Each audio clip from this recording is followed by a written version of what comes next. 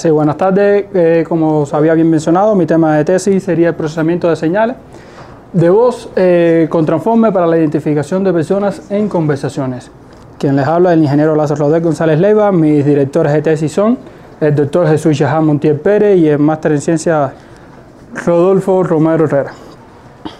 Como es bien de costumbre en diferentes de mis presentaciones, siempre empiezo hablando sobre una pequeña plática de lo que vendría siendo la voz, de lo que nos transmite la voz. En este caso sería que es el sonido de nuestras palabras que nos conecta con los demás y es un reflejo de quienes somos. A través de ella nosotros transmitimos ideas, sentimientos, emociones.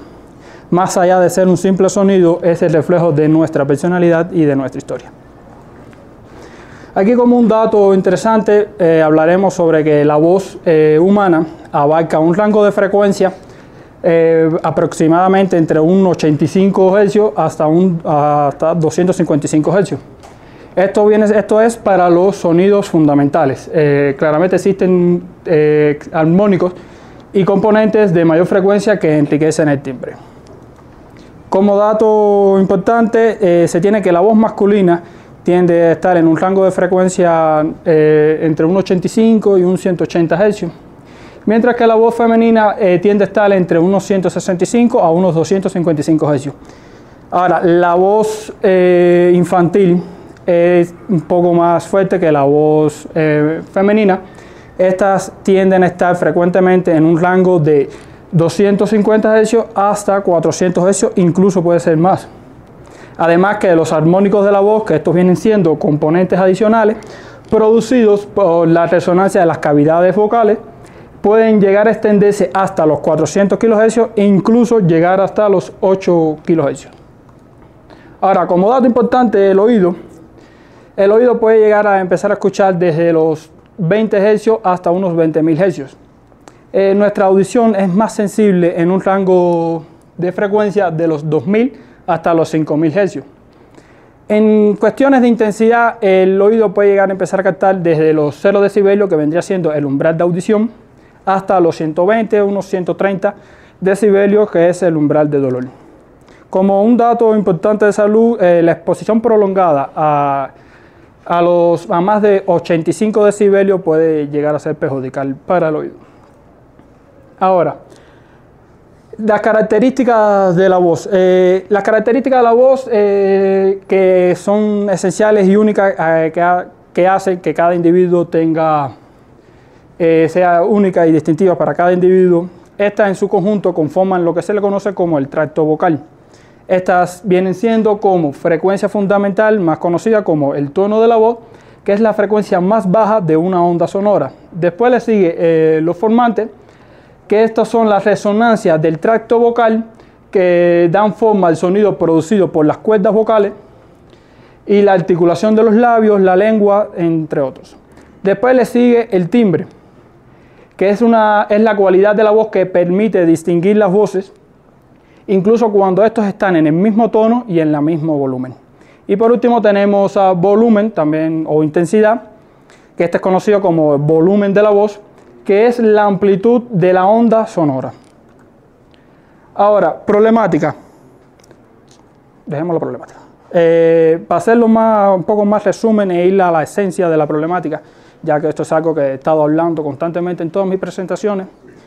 Y el núcleo es el problema esencial sería la identificación de un individuo en un entorno complejo. ¿Qué vendría siendo estos entornos complejos? Pues las múltiples voces de locutores que hablan simultáneamente, que hacen que las voces se superponen. A esto también se le incluye la variabilidad vocal y el ruido ambiental constante que tienen de fondo. Estas condiciones provocan que la identificación de voz sea una tarea bastante compleja y difícil. Que a pesar de los avances tecnológicos alcanzados por investigadores y desarrolladores, estos continúan perfeccionando metodologías innovadoras para abordar estas dificultades y lograr una identificación más robusta ante estos problemas. Ahora, objetivo general. Tenemos como objetivo general desarrollar un algoritmo de inteligencia artificial que permita la identificación de voz de una persona dentro de un conjunto de conversaciones que se están llevando a cabo simultáneamente.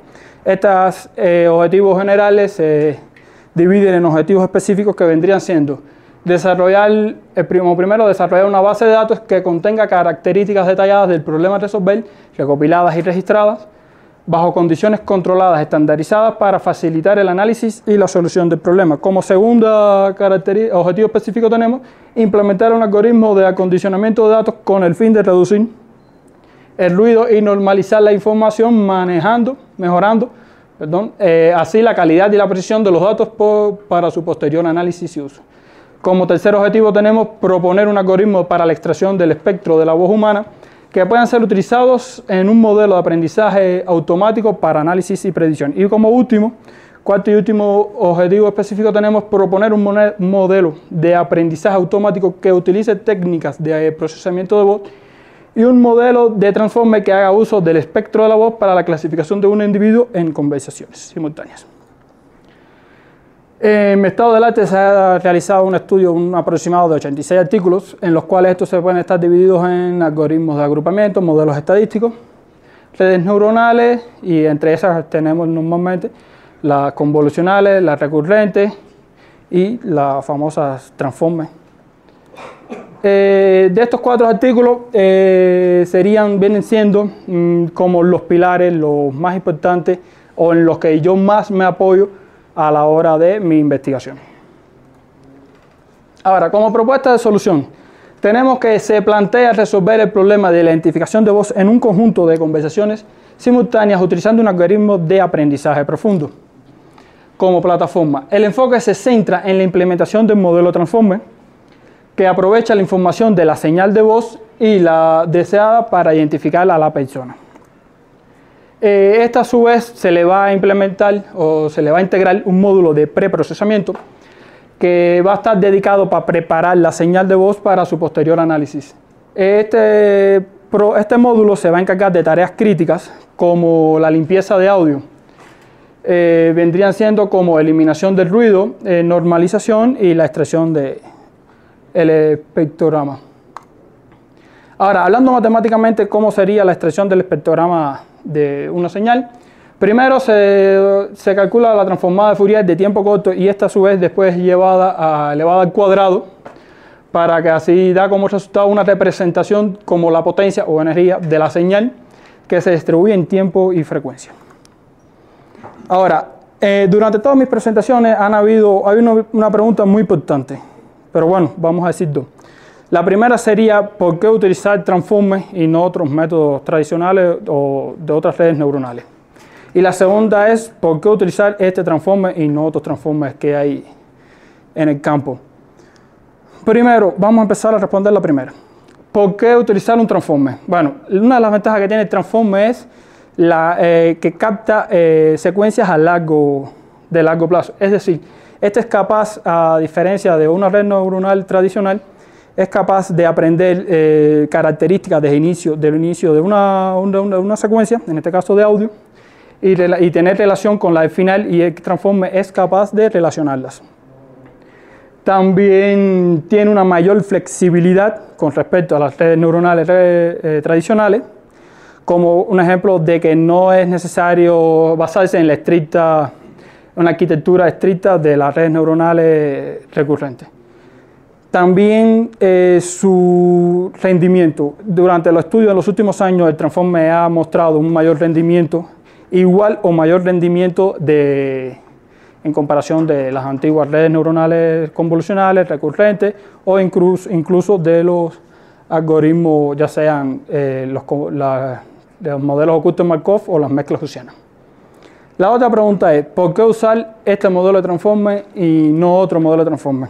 Bueno, la primera es que este modelo de transformer ya está preparado para trabajar con las secuencias de audio. Ese sería un punto bastante importante, el primero.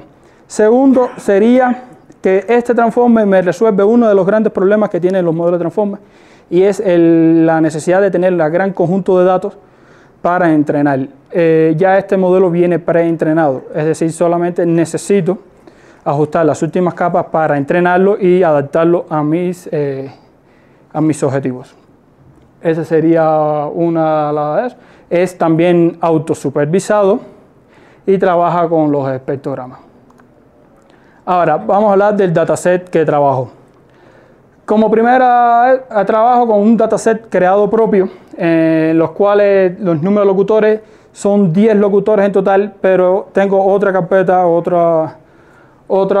que sería como categoría otro, que es para enseñarle al transformer a rechazar las voces que no están entrenadas con el conjunto de voces que estoy entrenando. Tengo los idiomas que serían 6 en español, 2 en inglés y 2 chinos. La duración de los locutores del hablante han sido de entre unos 12 y unos 15 minutos aproximadamente. Los entornos de la grabación han sido en laboratorio, con más o menos en un entorno controlado. Con el ruido ambiental vendría siendo con los ruidos de la calle, ya sean los autos, personas más conversando, y con las voces de fondo, que ha sido una simulación con conversaciones de fondo que han habido, bueno, que he provocado esa simulación. Con la distribución de género tengo 2 mujeres y 8 hombres, rango de edad de entre los 19 a los 50 años. Y en el formato de audio trabajo con el formato WAV, que es sin comprimir, 16 kHz y 16 bits. También utilizo el dataset público de Mozilla Commons para incrementar la base de datos con la que trabajo. Las metodologías con las que investigo es la metodología de investigación experimental, y con la de desarrollo sería la metodología de desarrollo iterativo e incremental. Ahora, las métricas principales que estoy utilizando aquí serían la precisión, la exactitud, sensibilidad, recal o puntuación F1. ¿Por qué estas serían las principales? Porque cuando hice las pruebas con las pruebas binarias, con las clases binarias, utilicé 2 métricas más, la de la tasa de error y la del área bajo la curva. Pero ¿qué pasa? Estas son más adaptadas a trabajar con clases binarias, pero cuando yo trabajé con las multiclases, tuve que utilizar otras métricas para poder referirme. Entonces, empezando con las primeras pruebas, trabajé con las clases binarias. En mi anterior presentación mostré los extraordinarios resultados que tuvo el modelo al entrenar simplemente con unas clases binarias, es decir, sí o no. Tuve un tamaño de muestra de 105.484, con una distribución de entre 53.000 para una parte que es no, el 0, y 52.200 para la parte que sí. Aquí se utilizó una validación cruzada estratificada de 20 pliegues. Aquí se preguntarán, que una de las preguntas importantes que se hicieron en mi anterior presentación, ¿por qué validación? Pues la validación me permite, gracias a que no solamente adapto al modelo a entrenar con un solo conjunto de pruebas y un solo conjunto de validación, esto lo que permite la validación cruzada es que cada conjunto de datos de prueba pase también tanto por el entrenamiento como por la validación. Y así poder obtener un rendimiento más estricto del modelo que estoy entrenando. ¿Y por qué estratificada? Porque me permite, cuando tengo un desbalanceo de las clases, esta me permite tener un mejor balanceo a la hora de acomodar los datos que voy a evaluar. Por si no recuerdan, no voy a mostrar el entrenamiento, ya eso pasó, hubiesen venido anterior. Voy a mostrar los resultados que yo obtuve en la anterior prueba, después que hice las pruebas del entrenamiento con el mejor for.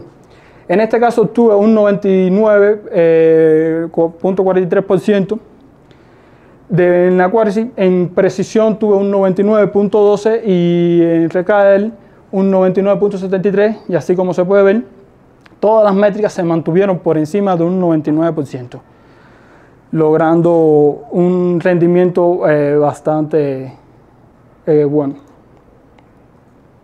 Ahora, en las segundas pruebas, aquí ya cambié la precisión, no dejé las clases binarias y empecé a trabajar con multiclases. En este caso agregué hasta 4 clases.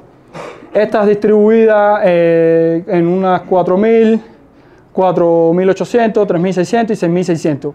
Esta vez, como era el conjunto de datos, era un poco menor, bajé a 5 for. Seguí utilizando la validación cruzada estratificada.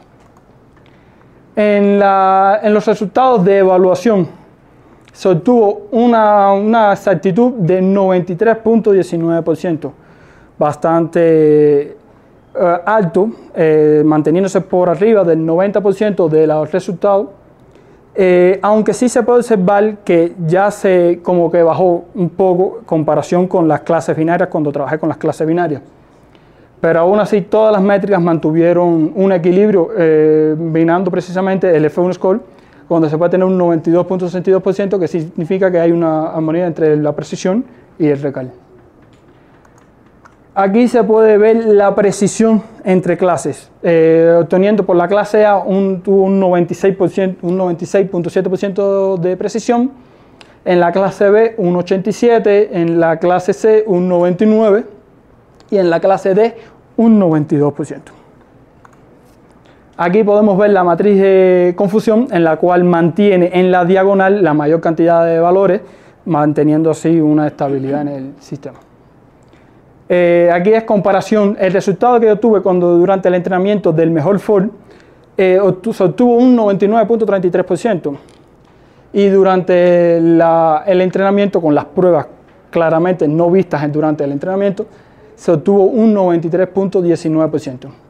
Ahora cambiamos, vamos a incrementarle las clases. En este caso se utilizaron 11 clases, cada una distribuida en una cantidad de datos, de muestras de más de 2.500, algunas un poco más extensas, llegando a 4.000, o un poquito más, casi rozando los 5.000.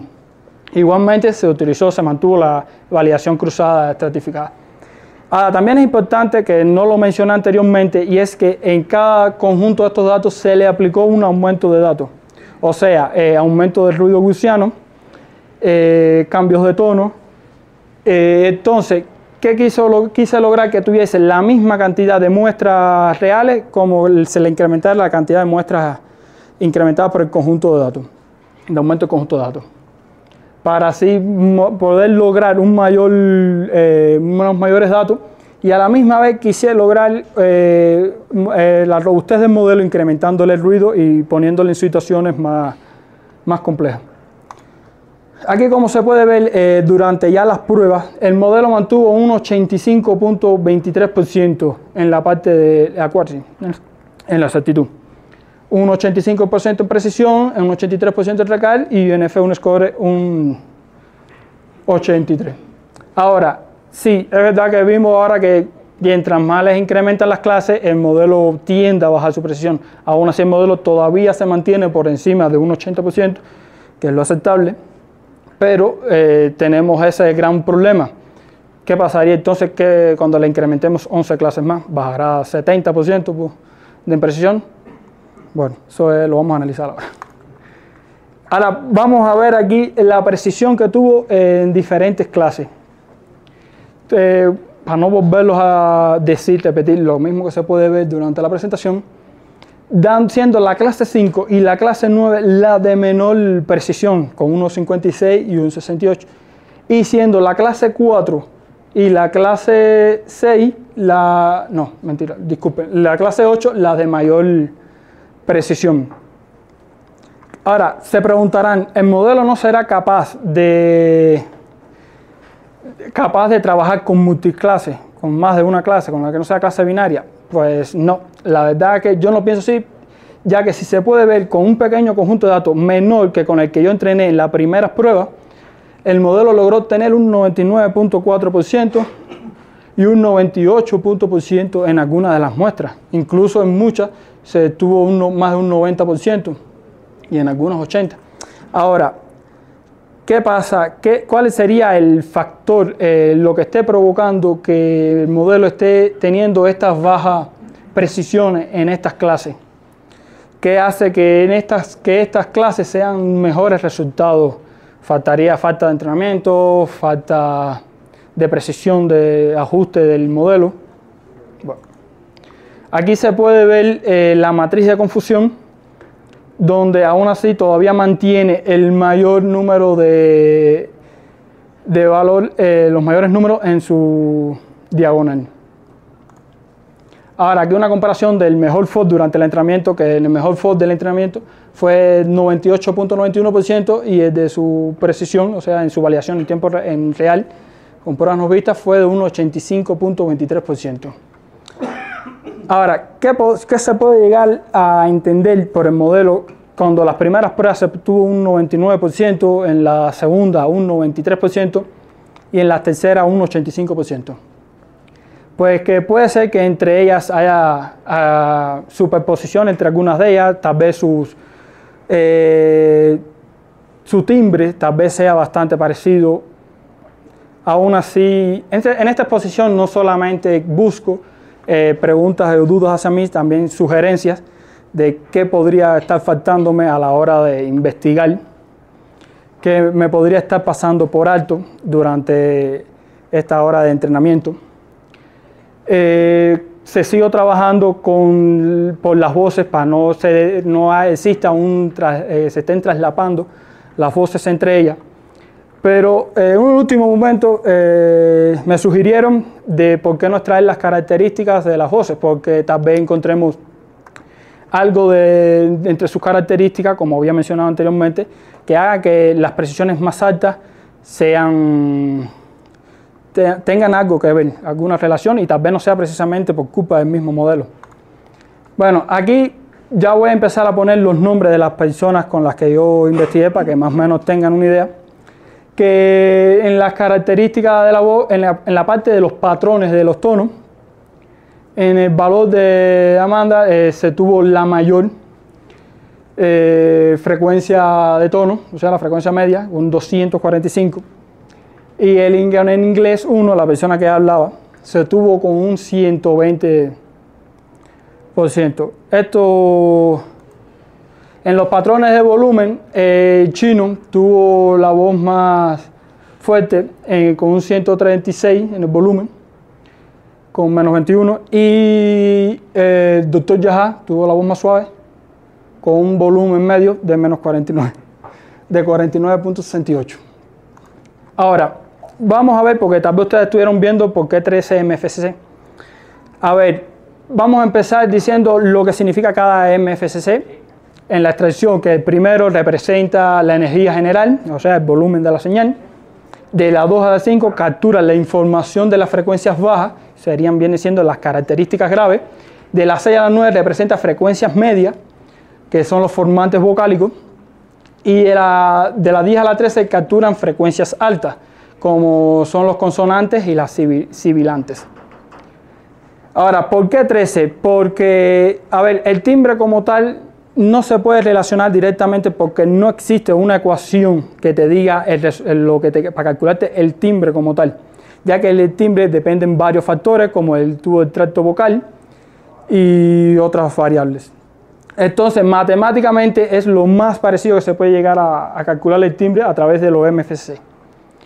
Entonces, ¿cómo podemos llegar a la conclusión analizando cada variable, factor en los MFCC?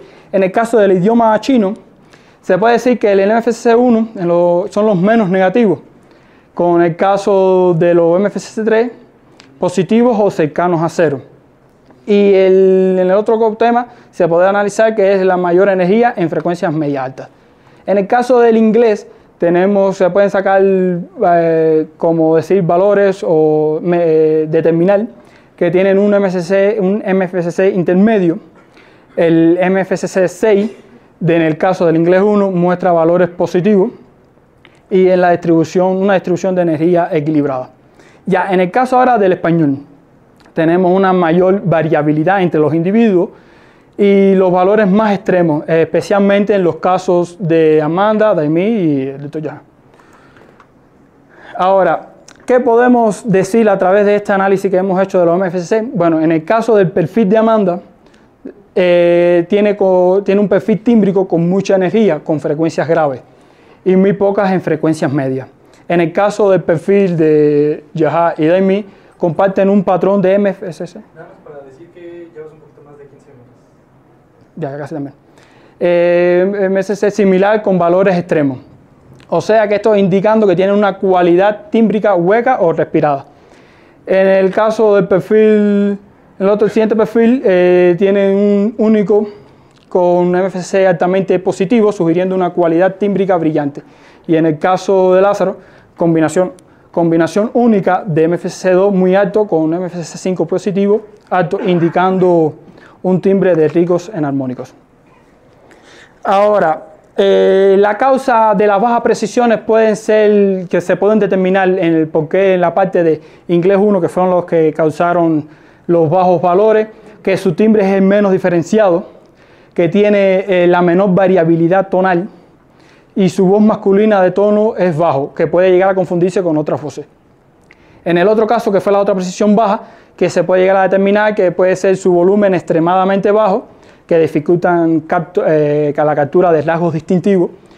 Como segundo, un gran contraste y que puede generar inestabilidad, y las voces suaves tienden a perder definición en ciertos fonemas. Ahora, mirando rápidamente los de que tuvieron mayor precisión, en el caso del Dr. Jaha, que fue uno de los que mayores precisión tuvo, significa que tuvo una combinación única del MFCC.7 muy alto con un MFCC3 muy negativo. Que esto tiene que ser un tono medio agudo, bien diferenciado, con un perfil tímbrico consistente y altamente reconocible, o sea que se va a reconocer siempre. Y con el segundo, que fue la precisión más alta, que es te podemos tener como unos factores de éxito, fue la distribución energética única reflejada en sus coeficientes MFCC, un buen equilibrio entre volumen y variabilidad tonal, y un contraste distintivo en su MFCC 8, que es positivo, junto con un MFCC 9 negativo. Ahora, ¿qué se puede indicar? Que, como llegar rápido a una conclusión, es que es importante también mencionar que estas pruebas, estos MFCC sacados, fueron durante las voces del entrenamiento. Sin embargo, lo que se está mostrando fueron los resultados de la validación, es decir, que las voces ya sea del perfil del Dr. Jaha y con el del chino tienden a mantener siempre el mismo patrón de voz en cualquier situación y en cualquier contexto, mientras que los otros ya se puede ver que se necesita que a veces tener un poco menos de intensidad de volumen puede llegar también a afectar a un resultado y no lograr un balance para determinar algo que resalte sus datos de voz. Ahora, en el documento de tesis actualmente va por un 80% aproximadamente. En las conclusiones es que en este trabajo ha permitido demostrar que el modelo de SCAT es altamente efectivo en tareas de clasificación binarias de señales de audio, alcanzando precisiones sobresalientes. No obstante, al extender el enfoque hacia escenarios multiclases, como sean las 4 y 11 clases, se evidenció una disminución en el rendimiento, lo que sugiere la presencia de mayores desafíos en la discriminación entre clases. Este descenso puede atribuirse a varios factores, entre los que destaca posible solapamiento entre clases, desequilibrios en la distribución de los datos, variabilidad intrínseca de las señales y la necesidad de un reprocesamiento más refinado. Como trabajo futuro sigo trabajando en investigar y desarrollar métodos específicamente para mitigar el traslapamiento de las voces, la cual podría incluir técnicas en la separación de fuentes y en los ajustes del preprocesamiento, y también continuar con la evaluación de la identificación de las voces de los hablantes en entornos ruidosos con un fin de robustecer el sistema de frente en condiciones reales. Mi referencia bibliográfica. Muchas gracias. Bueno, gracias por tu presentación. Ahora pasaremos a la sección de preguntas y respuestas. Quien tenga una pregunta.